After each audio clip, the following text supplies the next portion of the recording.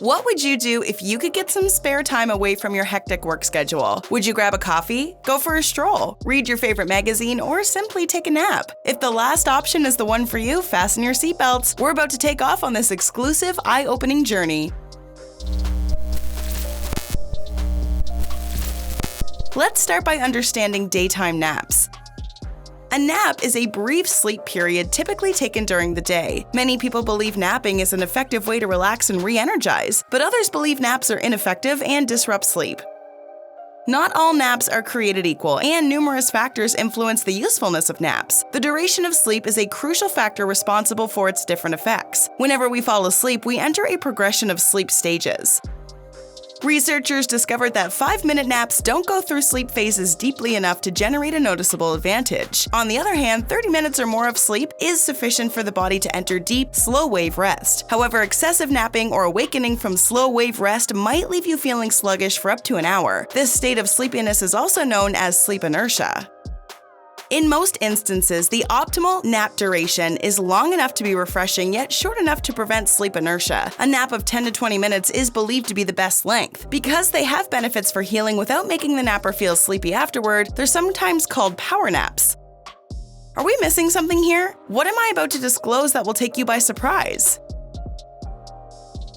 Frequent napping may lead to a stroke.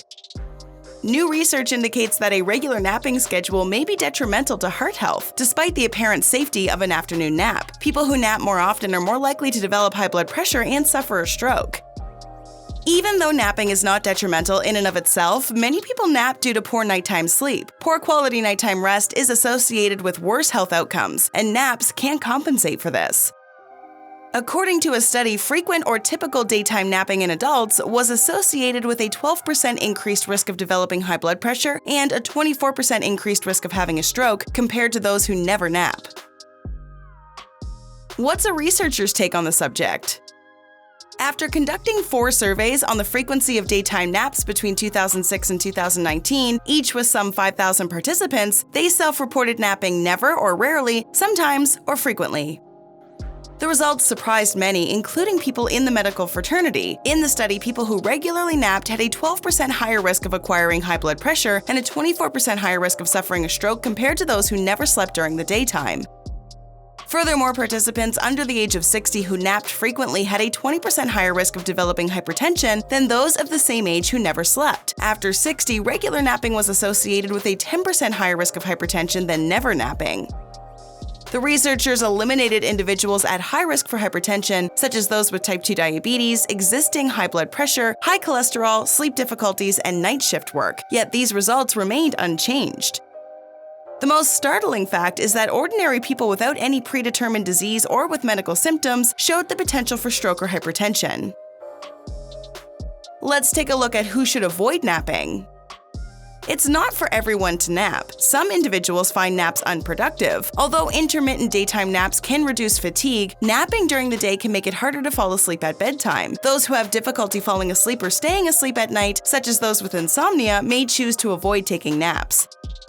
Sleep inertia, sleepiness after a nap, can be mitigated or prevented by taking shorter naps. However, you may still feel disoriented even after a little nap, so napping may be bothersome if you need to return to work immediately.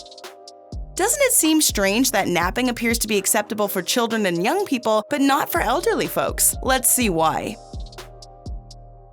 Why napping is of concern to adults.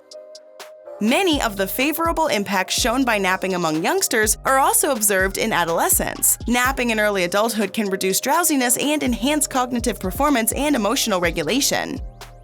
Specific detrimental health effects are due to unusually extended midday naps in older people, more than an hour in duration. Over the years, studies have associated long naps with an increased risk of diabetes, heart disease, and depression because extended midday naps in adults are a marker of low-quality nocturnal sleep. Did it ever strike you how harmful a midday nap could be? Not only can napping lead to strokes or hypertension, but a few more conditions as well. Let's see some of the other associated diseases related to excessive napping. Type 2 diabetes.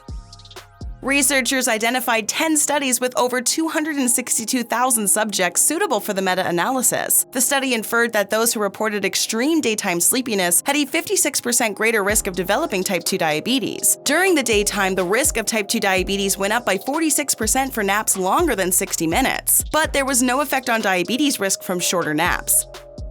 The study concluded that excessive daytime sleepiness and longer naps were related to an elevated risk of type 2 diabetes, whereas a brief rest did not increase this risk. Napping is also a sign of sleep apnea. Sleep apnea and napping appear to go hand in hand. As the sufferer's energy levels drop from a bad night's sleep, napping seems to be the only way to get through the day. Though it may appear a fatigue reliever, napping can often do more harm than good to your sleep apnea. Doctors suggest avoiding taking naps at the start. That was something that many of us have never imagined. If you're an adult prone to daytime naps, you should check with your family physician for any concerns. Want to know more about hypertension and stroke? Let's keep the conversation going. Here's major signs of a silent stroke that should never be ignored, or signs of high blood pressure that should never be ignored. Go ahead, click on one, or better yet, watch both. Never take chances when your body tends to show certain warning signs. Do you nap during the day? Let us know in the comments below.